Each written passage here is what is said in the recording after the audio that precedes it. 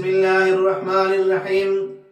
عزیز دوستو، تاریخ اسلام میں اس دھرتی پر ایک ایسی عظیم شخصیت گزری ہے کہ جن کی وفات پر ان کے جنازہ میں افراد کی تعداد کو دیکھ کر 20,000 غیر مسلموں نے اسلام قبول کر لیا۔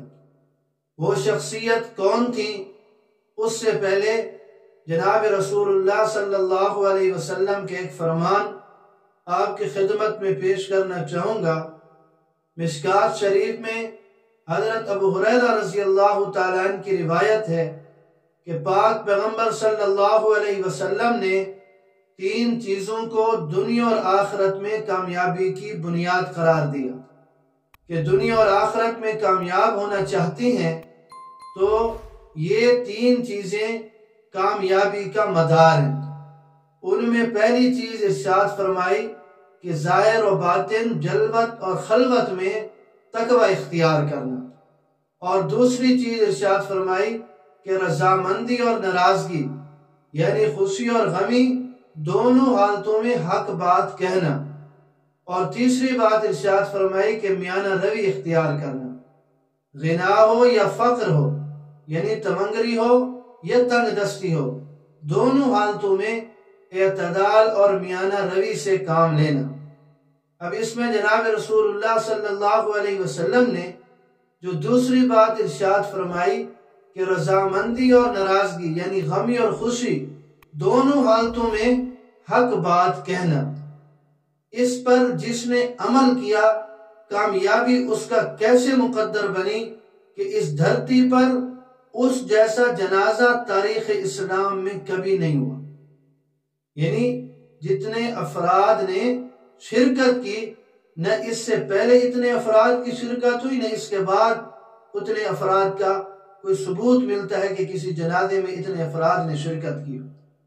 چنانچہ وہ عظیم شخصیت امام احمد بن حنبل رحمۃ اللہ علیہ کی کہ ان کے زمانے میں ایک زبردست فتنہ خلق قرآن کا اٹھا۔ بغداد کے معتزلہ نے ہنگامہ کھڑا کر کے یہ چاہا کہ آپ کسی طرح تسلیم کر لیں کہ قرآن مخلوق ہے، اور اس سلسلہ میں آپ کو دربار خلافت میں طلب کیا گیا تو آپ نے اسی یعنی غمی اور خوشی دونوں حالتوں میں حق بات کہنے کا ثبوت دیا کہ سخت حالات اور اذیتیں برداشت کی مگر قرآن کو کبھی مخلوق نہیں کہا۔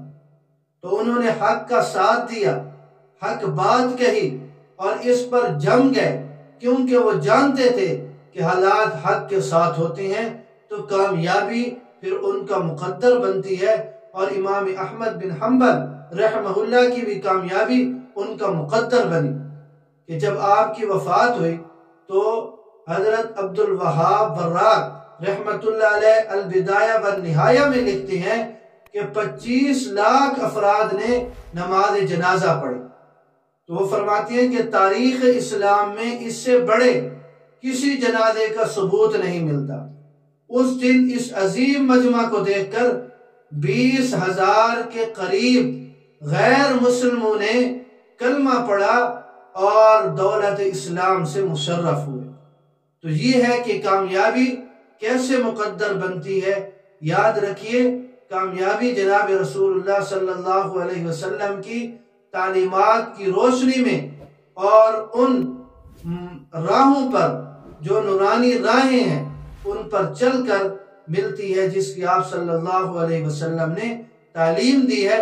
امام احمد بن حنبل رحمہ اللہ نے اس بات پر عمل کیا اور اس پر کاربند رہے، اس پر پختہ ہو گئے کہ حق بات کہہ دی اور پھر اس پر جم گئے اور ڈٹ گئے۔ کامیابی ان کا مقدر بن گئی۔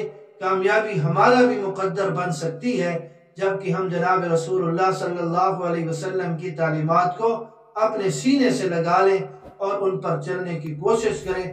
اللہ رب العزت مجھے اور آپ سب کو دین کی سمجھ نصیب فرمائے۔